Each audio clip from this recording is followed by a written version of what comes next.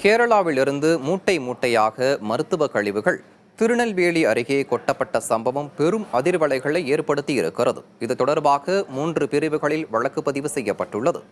தவறு இழைத்தவர்கள் மீது கடும் நடவடிக்கை எடுக்கப்படும் என மாவட்ட நிர்வாகம் எச்சரித்துள்ளது.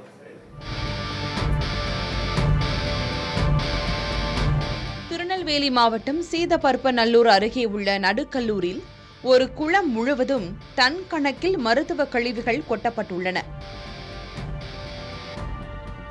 கோடகநல்லூர் மற்றும் பழவூர் கிராமங்களில் உள்ள பட்டா நிலங்கள் மற்றும் நீர்நிலைகளிலும் இதுபோன்று மருத்துவ கழிவுகள் கொட்டப்பட்டுள்ளன.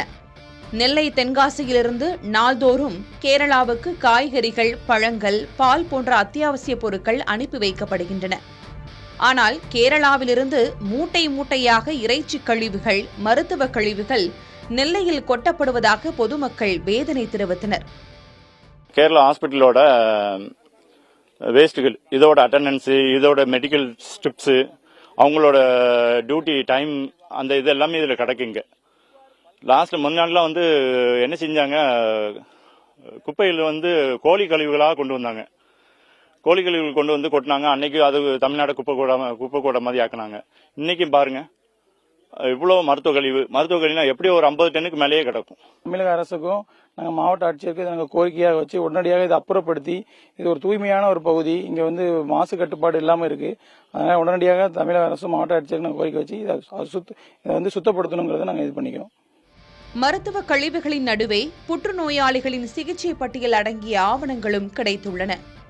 கேரளாவைச் சேர்ந்த தனியார் மருத்துவமனை மற்றும் திருவனந்தபுரம் மண்டல புற்றுநோய் மையத்திலிருந்து கொண்டுவரப்பட்ட மருத்துவ கழிவுகளுடன் சேர்த்து புற்றுநோயாளிகளின் சிகிச்சை விவரங்கள் அடங்கிய ஆவணங்களும் கொட்டப்பட்டுள்ளன. இது தொடர்பாக முதலமைச்சரின் தனிப்பிரிவுக்கு விவசாயிகள் புகார் அளித்த நிலையில் சம்பவ இடத்தில் ஊராட்சி உதவி இயக்குநர் இசக்கியப்பன் தலைமையிலான அதிகாரிகள் ஆய்வு மேற்கொண்டனர். 2 இடங்களில் கழிவுகள் கொட்டப்பட்டது தொடர்பாக ஆய்வு செய்திருப்பதாக அதிகாரிகள் தெரிவித்தனர். இப்போ எங்கள்கிட்ட பெட்டிஷன் வந்த பிறகு நாங்கள் ரிவ்யூ பண்ண ஆரம்பிச்சிருக்கோம். அதுதான் இந்த இப்போ எடுக்கிற நடவடிக்கை. செவ்வாய்க்கிழமை பெட்டிஷன் வந்திருக்கு. நாங்கள் மழைனால நாங்கள் 2 நாள் அந்த கேப் விழுந்தது. அதுக்கப்புறம் நாங்கள் அதுக்குள்ள ட்ரேஸ் அவுட் பண்ணி தலையாரி மூலமா எங்கள் விஓட கான்டாக்ட் பண்ணிட்டு நம்ம எந்த சர்வே நம்பர் யாருன்ட்டு, இன்னொன்று பட்டாதார லேண்டு, இது புறம்போக்குங்கனால விஓ எஃப்ஐஆர். எத்தனை இடங்களை கொட்டிருக்காங்க? என்ன கொட்டிருக்காங்க? எத்தனை இடங்களை கொட்டிருக்காங்க? 2 இடத்துல. இங்க இது பலவூர், இன்னொன்று நடுக்கல்லூர் பகுதியில் அந்த கோடகநல்லூர் வில்லேஜ்ல அங்க பண்ணிருக்காங்க. இந்நிலையில் கேரளாவிலிருந்து மருத்துவ கழிவுகள் கொட்டுவோர் மீது குண்டர் தடுப்புச் சட்டத்தின் கீழ் நடவடிக்கை எடுக்க வேண்டும் என சமூக ஆர்வலர்கள் வலியுறுத்தினர். இங்கேருந்து லாரிகளில் கற்களை எடுத்து செல்வது, அங்கேருந்து மருத்துவக் குழலை கொண்டு வந்து தொடர்ச்சியாக நடைபெற்றுக் கொண்டிருக்கின்ற விஷயம். 2ம் தடுக்கப்பட வேண்டும். இங்கிருந்து நம்முடைய இயற்கை வளங்கள் அண்டை மாநிலங்கள் போகும் சரி, அண்டை மாநிலங்களிலிருந்து கழிவுகள் நம் மாநிலத்தில் கொட்டுவதும் 2ம் தடுக்கப்பட வேண்டிய விஷயம். தமிழக அரசு உடனடியாக இது குறித்து கடுமையான நடவடிக்கை எடுக்க வேண்டும் என்று நாங்கள் கேட்டுக்கொள்கிறோம். தொடர்ச்சியாக நாங்களும் குரல் கொடுத்து வருகிறோம். கடுமையான, கிட்டத்தட்ட தமிழக அரசு சொன்னது போல் குண்டர் சட்டத்தில் இந்த கழிவுகளை கொண்டு கொட்டுவல் மீது குண்டர் சட்டத்தை பாய்ச்சுவதும், அந்த லாரிகளை கைப்பற்றி அதன் உரிமையாளர் மீது வழக்கு பதிவு செய்து நடவடிக்கை எடுப்பதும் தேவையான விஷயமாக நாங்கள் பார்க்கிறோம்.